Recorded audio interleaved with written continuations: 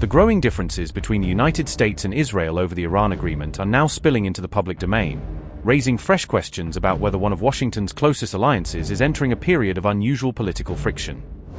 A major controversy has emerged around Israeli National Security Minister Itamar Ben Gvir after his planned visit to the United States collapsed amid a tense visa standoff that drew attention to his past criminal convictions.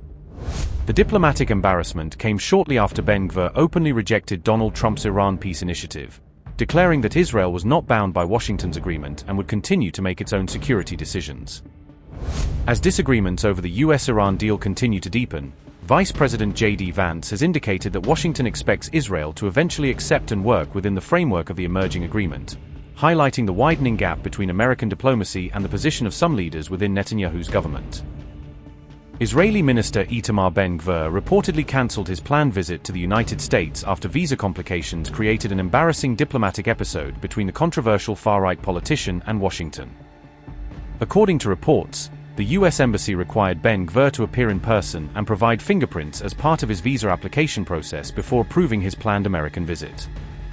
Reports suggested that the unusual fingerprint requirement was linked to Ben Gvir's previous criminal convictions, signaling Washington's reluctance to grant him a standard entry process. Ben Gvir later falsely claimed that all Israeli citizens applying for entry into the United States were required to provide fingerprints, despite Israel's eligibility for the ESTA visa waiver program for qualified travelers. Israeli citizens can generally enter the United States through the ESTA system if they fulfill the required conditions, including not having disqualifying criminal records, according to reports. The office of the Israeli minister did not provide a clear explanation for why the U.S. trip was ultimately cancelled despite Ben Gvir completing parts of the visa application process. Reports said Ben Gvir told his associates that he feared the American visa would not be approved in time before his scheduled flight, leading him to cancel the visit.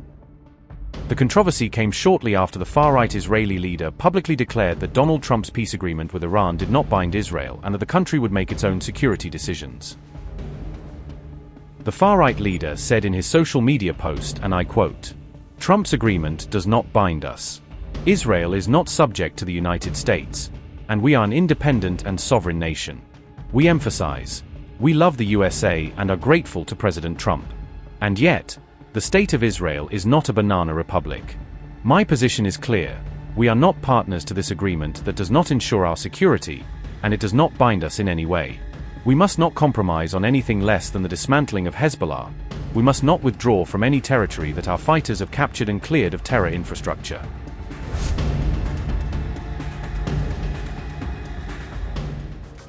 Vance said on June 15 that Israel would eventually support the US-Iran agreement.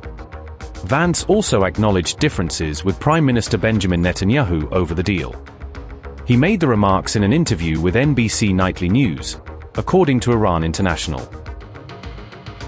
Vance said, and I quote, "The agreement would ultimately improve Israel's security. Israeli leaders would buy in as implementation progresses. I think fundamentally the United States, we have our interests. We also have aligned interests, but also sometimes we're going to disagree on issues from time to time, and I think that's totally reasonable." Unquote. Notably, criticism remains widespread in Israel over Washington's decision to end the war. For the state of Israel, we must not accept a ceasefire between the United States and Iran. We must act with a clear and uncompromising mindset. The security of Israel's citizens comes above all. A sovereign state is not an execution contractor for any superpower. It is not bound by agreements that close off its ability to defend its people against existential threats. We must not act under external pressure, but according to our own moral imperative. Just as an individual is obligated to defend their home, the state of Israel is obligated to do everything to protect its citizens. History teaches us a painful lesson. Every time we chose delay, postponement, or reliance on false calm, we received more terrorism. I state this unequivocally. Our dear Prime Minister, the era of endless rounds of fighting is over. Not in Gaza, not in Lebanon, not against Iran. I demand that the Prime Minister allow the IDF to continue defending itself and the state of Israel. We must continue destroying targets in southern Lebanon. We must continue pushing back the population in southern Lebanon. We must continue eliminating Hezbollah militants in Lebanon. Every shell, every drone, every missile launched at us must be met with an unequivocal response. And yes, any fire on the state of Israel must be treated as a declaration of war. In war, one seeks decisive victory. And when a security opportunity arises, it is our moral duty to complete the mission. Stopping halfway is not an option. We respect and appreciate the friendship with President Trump. We love him. We value the deep alliance between the United States and Israel.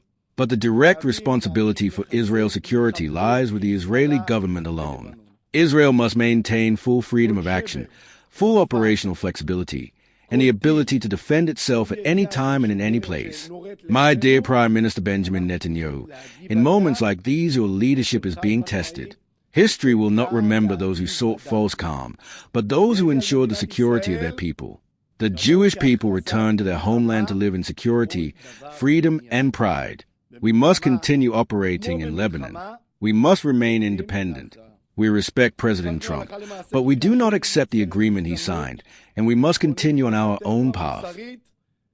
We must continue to act even against the position of the United States. Yes, we are an independent state, and we cannot stop destroying houses in southern Lebanon. We cannot stop preventing the population of southern Lebanon from returning. This endangers our soldiers. It endangers our citizens. We must not allow them to return to the borders, to return to what existed before October 7th. We must continue to maintain control on the ground, even against the position of President Trump. I think the Prime Minister understands very well that we have no other option. We have no option not to respond. We have no option to tie the hands of our soldiers and fighters. We have no option to withdraw from the territory, and I believe the Prime Minister thinks exactly as I do.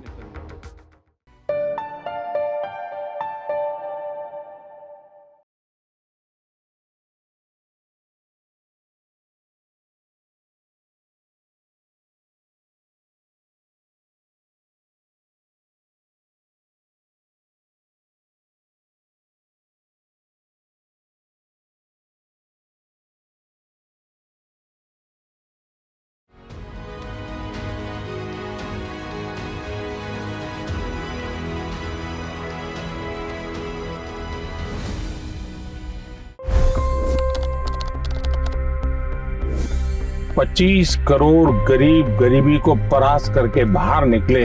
For the good of our nation, let's work together and let's truly make America great again. The fastest news breaks. Requested PM saying that look, you will have to speak to Putin and to Zelensky. The biggest news makers. The relationship with India is probably the most important bilateral relationship the U.S. will have for the rest of this century. The capital delivered quite an election result today. Expert analysis. The million-dollar question today is how to stop this dance of death. Ground reports. I'm standing at the crossroad of the Kumbh Mela. Behind me are more than 100 entry ghats. Long-form interviews. Exclusionary politics is reflected in Manipur case as well. You don't bother because this is a small state. Deep dive into burning issues. It's often said DRC could be the richest country in the whole world. It's because of what sits underneath. Why exactly did the US topple the Sheikh Hasina government? HD videos. We don't just break news, we break it down.